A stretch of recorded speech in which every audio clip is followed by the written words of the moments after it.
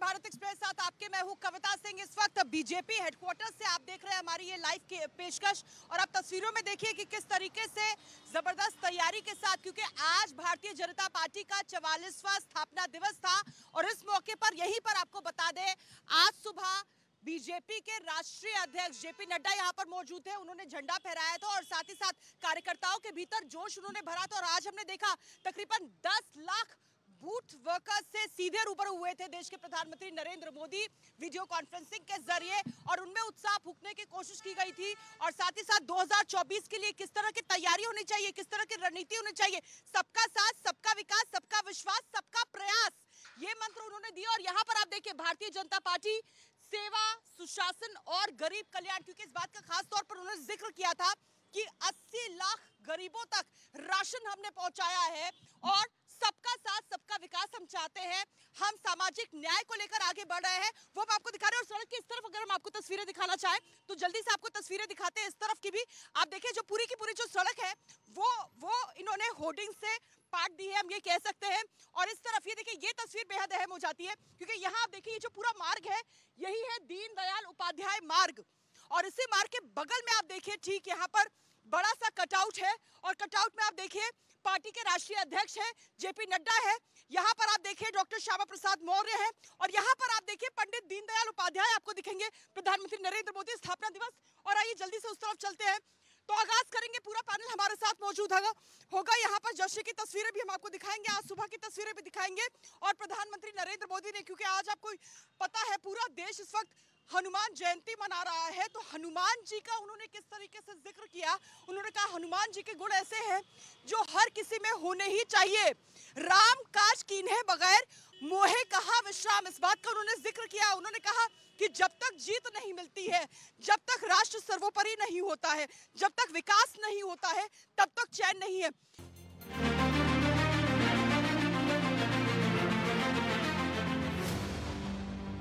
अंधियारा छटेगा, सूरज निकलेगा और कमल खिलेगा। देखिए किस तरीके से खिला है कमल। 2 सीटों के साथ ये पार्टी लोकसभा के भीतर थी, लेकिन अब देखिए 303 सीटें और 2024 के लिए उससे भी बड़ा लक्ष्य तय कर दिया गया है। बीजेपी हेडक्वार्टर से आप देख रहे हैं हमारी ये खास पेशकश। लेकिन किस तरीके से न्यूनतम स्तर पर यह पार्टी थी और लेकिन शीर्ष तक का, शिखर तक का इसने सफर तय किया और किस तरीके से कार्यकर्ताओं के बीच आज जेपी नड्डा, जिन्होंने ये कहा कि 2047 में हमारा लक्ष्य है देश को विकसित बनाना, विकसित भारत का निर्माण करने के लिए हम प्रतिबद्ध हैं, ये उन्होंने कहा। प्रधानमंत्री नरेंद्र मोदी ने किस तरीके से कार्यकर्ताओं के भीतर संकल्प शक्ति फूंकने की कोशिश की। उन्होंने कहा ये तो हम जानते ही है कि पार्टी फिर से सत्ता में लौट रही है 2024 में, लेकिन आप आत्ममुग्ध मत हो जाइएगा, आप जमीनी स्तर पर काम करते रहिएगा। इसके अलावा और कौन सी बड़ी बातों का उन्होंने जिक्र किया, आइए देख लेते हैं एक रिपोर्ट के जरिए।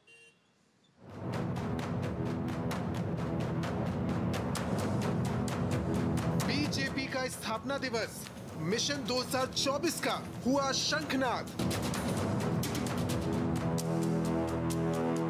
देश में हर कोई बीजेपी का कमल खिलाने के लिए खड़ा है। देश की जनता को हमेशा अपना गुलाम माना। 2014 में इस दबे कुचले शोषित वंचित वर्ग ने अपनी आवाज बुलंद की।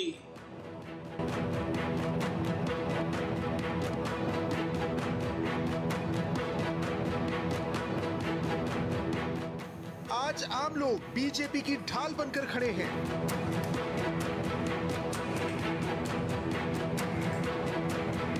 सारी पार्टियां वंशवाद, भ्रष्टाचार में डूबी हैं। बीते वर्षों में बहुत सारे दल सामाजिक न्याय के नाम पर राजनीति का दिखावा करते रहे हैं। इन दलों ने, उनके मुखिया अपने परिवार का भला कर लेते हैं, अपने समाज का कतई नहीं।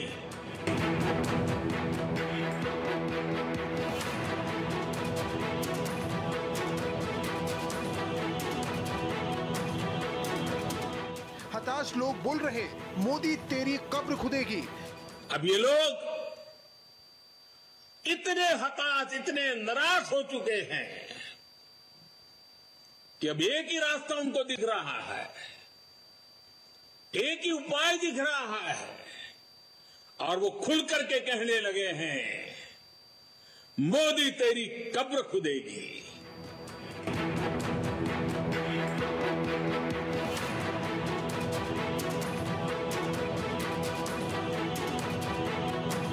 कुछ लोगों को बीजेपी का काम पच नहीं रहा।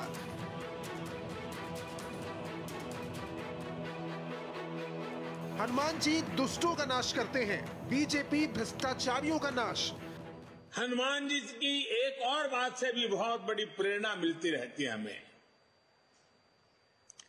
जब हनुमान जी को राक्षसों का सामना करना पड़ा तो वो उतने ही कठोर भी हो गए थे। इसी तरह जब भ्रष्टाचार आती है, परिवारवाद की बात आती है, कानून व्यवस्था की बात आती है, तो भाजपा उतनी ही संकल्पबद्ध हो जाती है।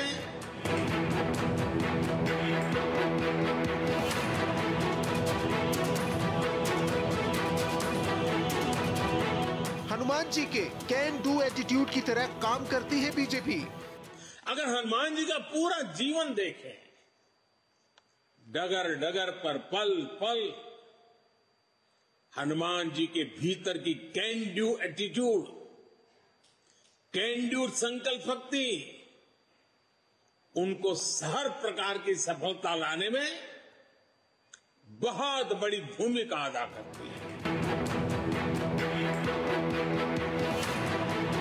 बीजेपी के स्थापना दिवस पर दीवार लेखन कार्यक्रम।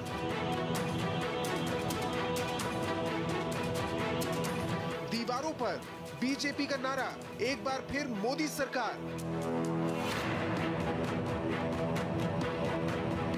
क्या जनता एक बार फिर चुनेगी मोदी सरकार?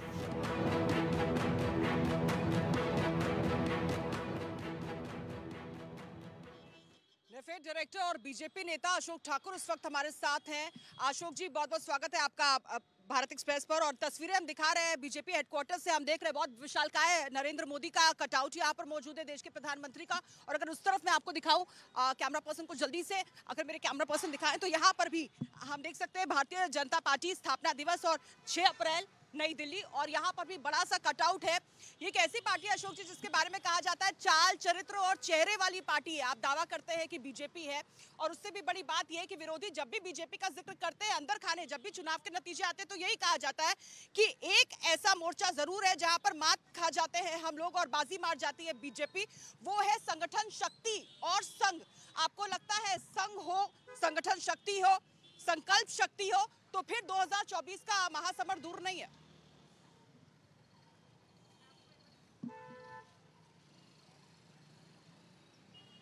संघ शक्ति कलयुग है, कलयुग की शक्ति ही संघ है।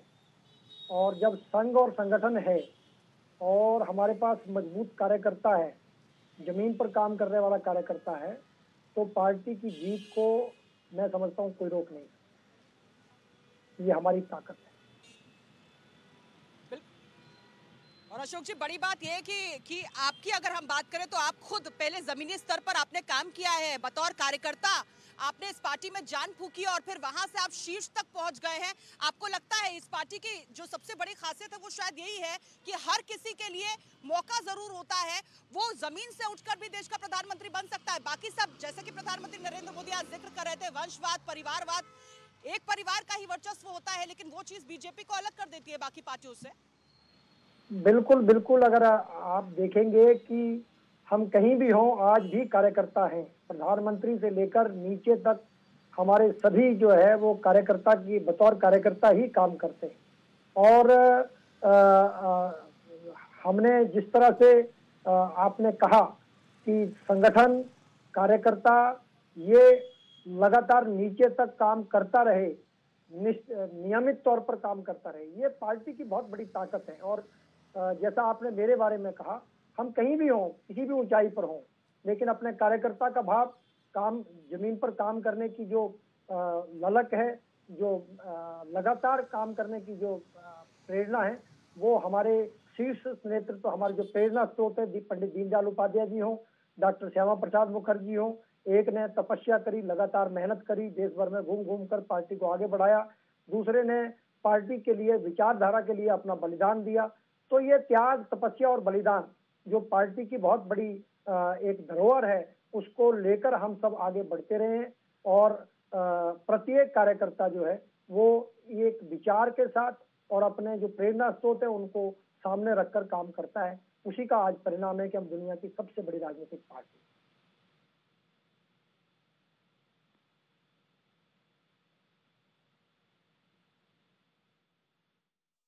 मोदी ये कह रहे हैं कि अब तो आप भी चेहरे पर चुनाव लड़ने के लिए उतरे हैं। नरेंद्र मोदी का चेहरा अगर ना हो, अगर ये शख्सियत आपके पास ना हो, तो 2024 के महासमर में उतरना आपके लिए भी शायद नामुमकिन हो जाता।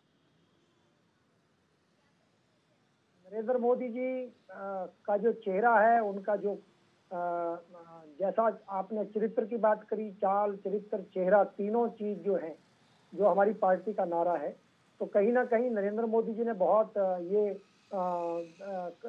दशकों में एक बार इस तरह का नेतृत्व जो है वो पैदा होता है।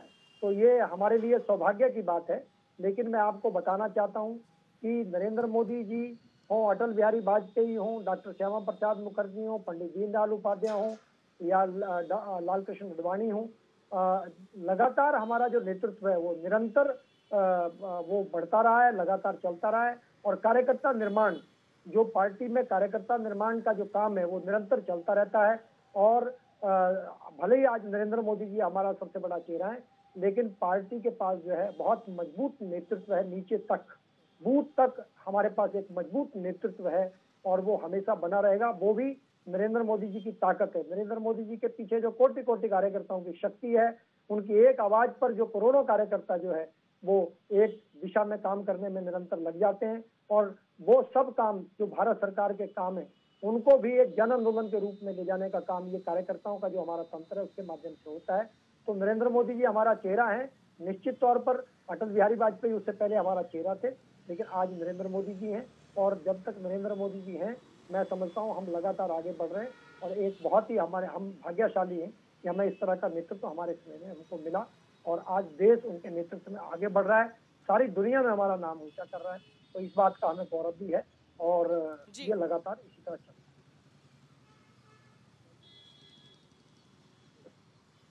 शिव भाटिया कांग्रेस नेता भी इस वक्त हमारे साथ जुड़ गए हैं। शिव जी, आपको लगता है कि जिस तरह से जिक्र कर रहे थे अशोक जी भी, वो कह रहे थे कि पार्टी की खासियत यही है कि यहाँ पर संगठन शक्ति है, यहाँ पर संघ है। आपको लगता है यहीं पे बाकी पार्टियां भी मात खा जाती है? जिस तरह का अनुशासन हम देखते हैं बीजेपी में, जिस तरह की संगठन शक्ति हम देखते हैं, ग्रास रूट तक, बूथ कार्यकर्ता तक पूरी तरीके से पार्टी के लिए हम देखते हैं कि प्रयास करते रहते हैं अंत तक। आपको लगता है इस चीज की कमी कांग्रेस में है? ये चीज सीखने वाली है बीजेपी से? वहीं कोई कांग्रेस में इस चीज की कोई कमी नहीं है, लेकिन जिस तरह से ये कार्यकर्ता उधड़ंग बाजी में सबसे आगे हैं, वो कार्यकर्ता के रूप में देश की सेवा के लिए या समाज की सेवा के लिए नहीं है। कभी तलवारें लेके घूमते हैं और कभी उधड़ंग करने के लिए और हिंदू मुसलमान और हिंदुस्तान पाकिस्तान के नारों के अलावा उन्होंने कुछ नहीं किया पिछले 9 साल के अंदर। आने वाला वक्त इस देश की लोगों के सामने बहुत कुछ आ चुका है। जिस तरह से लोकतंत्र की हत्या हुई है, वो पहले एक बार एक मौका दीजिए, लोगों को समझ आ गया, एक मौका दे के हम देश को कहां से कहां ले गए और कौन सी जगह पे हमने लाके देश को खड़ा कर दिया। पूरे विश्व के अंदर आज देश के मुंह के ऊपर कालक पुत गई है हमारे लोकतंत्र की हत्या के कारण। एक लोकतंत्र के ऊपर किस किस देश ने हमारे पर छीटाकशी नहीं की है। और शिव जी, ना यहाँ पर विकास हुआ है देश में, आप कह रहे हैं ना विकास हुआ है, बल्कि कलंक साबित हो रही है। लेकिन विकल्प क्या है? आपको लगता है कांग्रेस पार्टी विकास हुआ है जी? आप समझिए, विकास हुआ है। कांग्रेस क्या करेगी? कांग्रेस के पास क्या रणनीति है? कांग्रेस के पास क्या राहुल गांधी चुनौती दे सकते हैं प्रधानमंत्री नरेंद्र मोदी को? आप पक्ष लेके बात मत करिए, एंकर बन के क्वेश्चन करिए बस। इसलिए मैं जो बता रहा हूँ कि विकास हुआ है किस व्यक्ति का, जिसने 12.5 लाख करोड़ इस देश की जनता का डुबो दिया, जिसने अपना विकास कर लिया। किस सवाल से आपको लगा कि कोई पक्ष ले रहा है? शिव जी, कौन से सवाल से आपको लगा कि पक्ष ले रहा है? आप बताएंगे कौन सा सवाल पूछना है? मैं आपसे पूछ रही हूँ, आपके पास क्या विकल्प है? क्या राहुल जी चुनौती दे सकते हैं? यही तो सवाल मैंने पूछा। क्या पूछा मैंने? एंकर का क्या काम पूछा मैंने? बात करना नहीं होता, बात करिए आप लोग हर पैनल पे अगर शिव जी मैं सड़क पर खड़ी हूँ, जबरदस्त ट्रैफिक है, तस्वीरें दिखाइए। इस ट्रैफिक में मेरी आवाज ऊंची होगी, ये सामान्य सी बात है। आप हर चीज में डिफेंसिव मत होइए। मैं सड़क से बुलेटिन कर रही हूँ। चलिए अब अपनी बात रखिए। मैं डिफेंसिव नहीं हूँ, ट्रैफिक पे दिखा दिया आपको। बात कह रहा हूँ, आप मेरे मुंह पे शब्द मत डालिए। मैं डिफेंसिव नहीं हूँ। अगर बात मेरी सुननी है और मेरी बात को सुनाना है तो ठीक है, और अगर आपको नहीं सुनाना है, मेरा पक्ष नहीं रखना है, तो आपकी इच्छा है, मेरे को कुछ नहीं कहना। मेरी इच्छा है आपको सुनने की, और आप सुनाइए मुझे। शिव जी मैं तो बता रहा हूँ ना, विकास हुआ है। किस व्यक्ति का विकास हुआ है? क्यों नहीं इस देश के अंदर जेपीसी बनाई? 30 साल में 7 बार जेपीसी बन गई, पूरी पार्लियामेंट का सत्यानाश कर दिया। इस बार एक सेशन नहीं हुआ, not even a single session. क्यों? क्योंकि जेपीसी नहीं बने। सच्चाई ईमानदारी के साथ देश की जनता को ना पता लगे। देश की जनता का 12.5 लाख करोड़ डूब गया। कैसे डूब गया? क्यों डूब गया? क्या इसको विकास कहते हैं आप? इसको लूट कहते हैं या विकास कहते हैं? मेरे को ये बताइए। 60 रुपए का पेट्रोल 120 रुपए हो गया। 120 रुपए हो गया। खाने का तेल 60 रुपए का 200 रुपए हो गया।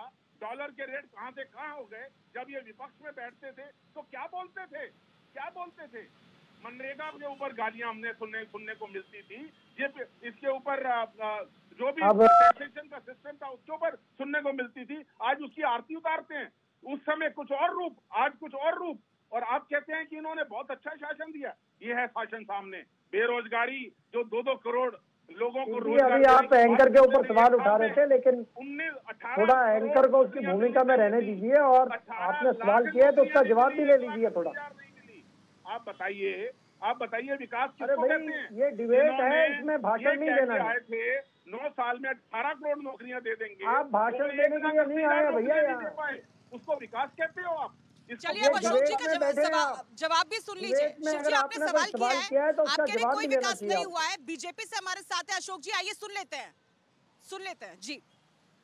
देखिए, हमारे कांग्रेस के अशोक जी जवाब दीजिए। हाँ, हमारे कांग्रेस के मित्र कह रहे हैं, देखिए सब जानते हैं कि इंदिरा गांधी की किचन में किसकी एंट्री सीधी थी। कौन उद्योगपति था जो इंदिरा गांधी के किचन के अंदर सीधी एंट्री थी? बड़े बड़े कैबिनेट मंत्री जहाँ नहीं जा सकते थे, वहां पर कौन सा उद्योगपति जाता था? और किन किन लोगों को कांग्रेस ने, किन किन उद्योगपतियों की मदद करी है? अरे भैया सुन लीजिए, आप कमाल हो गया। मैंने बात की। ये इतना फ्रस्ट्रेशन ठीक नहीं होता है। चलिए अशोक जी को बोलने का मौका देते हैं। फेडर डाउन कर दीजिए, पीसीआर फेडर डाउन कर दीजिए। शिव जी का एक बार इनको बोल लेने देते हैं, फिर हम प्रतिक्रिया लेंगे। फेडर डाउन करिए पीसीआर जी, जल्दी से अशोक जी। ये सारा देश जानता है कि इंदिरा गांधी की किचन में किस उद्योगपति की एंट्री थी, और जहां बड़े बड़े कैबिनेट मंत्री पहुंच सकते थे वहां पर वो पहुंचने की ताकत रखते थे, और किस किस तरह से कांग्रेस के समय में उद्योगपतियों की मदद की गई, ये सब जानते हैं। आज फ्रस्ट्रेशन इसी बात का है कि कोई आदमी काम कर कर अपनी मेहनत से आगे बढ़ता है, तो इस बात से इनको फ्रस्ट्रेशन है। अरे भाई, इस देश के अंदर पहली बार उद्योगपतियों को जो है वो अपनी मेहनत से काम करने की फ्रीडम मिली है।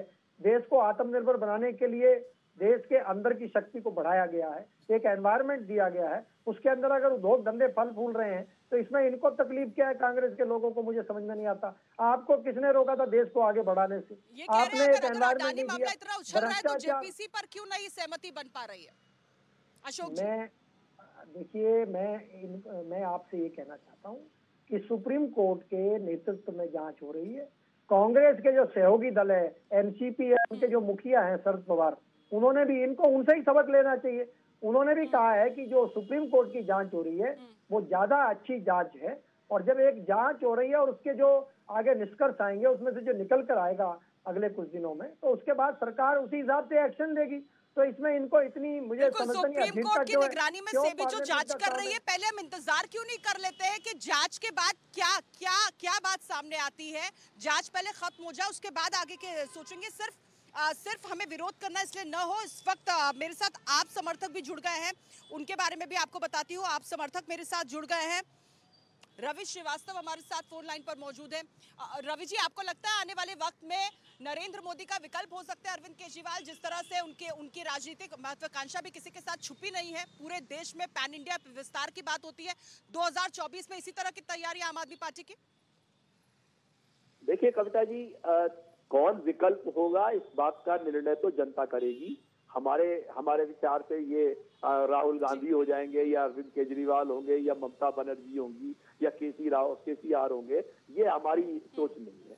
मेरा एक कहना है, जो अभी दोनों कांग्रेस और बीजेपी के प्रतिद्वंदी अपनी अपनी बात कह रहे थे प्रवक्ता, मुझे इनसे एक सवाल पूछना है कि देखिए, कांग्रेस ने भी अपने शासनकाल के अंदर बहुत सी चीजें गलत की, बहुत सी उनके ऊपर भी भ्रष्टाचार के आरोप लगे, उन पर भी परिवारवाद के आरोप लगे, तमाम चीजें हुई। उनको जनता ने अलग कर दिया, उनको जनता ने वोट नहीं दिया अपना। अब आप अगर उनका ही हर चीज में रेफरेंस दे रहे हैं कि उसने ऐसा किया था इसलिए हम ऐसा कर रहे हैं, तो जनता आपको भी लात मार देगी।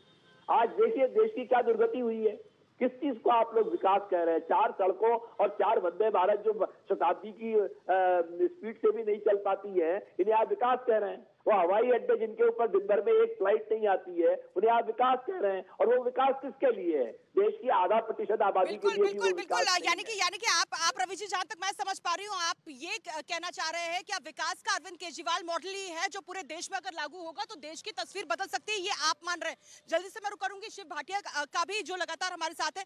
शिव जी, अब कांग्रेस की क्या रणनीति है 2024 को लेकर? मेरा माइक खोल दिया आपने या बंद रखा हुआ है? जी खुला हुआ है। हमारी मांग जो है जेपीसी, वो हमेशा के लिए रहेगी।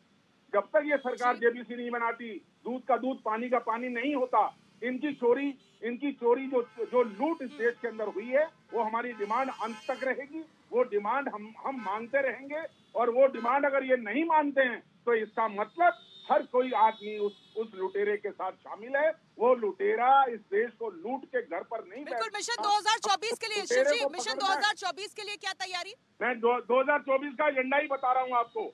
इस देश की जनता कर्नाटक के अंदर इसका रूप बता देगी। जो 40% की सरकार को उखाड़ के जब कर्नाटक में फेंकेगी, जो चोर घूम रहे हैं इस देश के अंदर शासन करते हुए, हर चोर को सबक मिलेगा। जिन्होंने लूट मचाई है, अपने आप को 1 रुपए का पेन लगा के कहने वाले लोग बड़े ईमानदार, उनको समझ आ जाएगा कि लूट कहाँ हुई है, चोरी किसने की है। इन लोगों को भी समझ आ जाएगा। पूरा सेशन बिगाड़ दिया कि जेपीसी ना देनी पड़े, इधर उधर की बात करके संसद चल नहीं पाई है।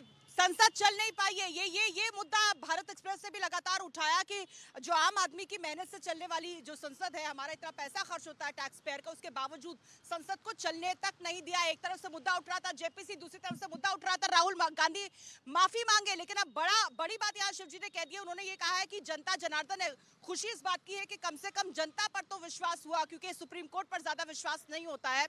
ईडी सीबीआई के लिए कहा यही जाता है कांग्रेस की तरफ से और विपक्ष की तरफ से कि जो पार्टियां हैं ये दरअसल सरकार के इशारे पर काम करती हैं। जहां पर चुनाव होने वाले होते हैं वहीं पर जाकर ईडी और सीबीआई छापेमारी करती है। ईवीएम पर भी भरोसा नहीं होता, लेकिन अब जनता पर पूरा भरोसा है। जनता सुनाएगी फैसला और उसके बाद ये साफ हो जाएगा कि जनता का भरोसा किस पार्टी ने जीता है। बहरहाल बीजेपी हेडक्वार्टर से आप देख रहे थे हमारी ये खास पेशकश।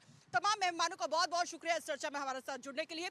छोटा सा ब्रेक, जल्द लौट रहे हैं कुछ और अहम खबरों के साथ। आप बने रहिए सिर्फ भारत एक्सप्रेस के साथ।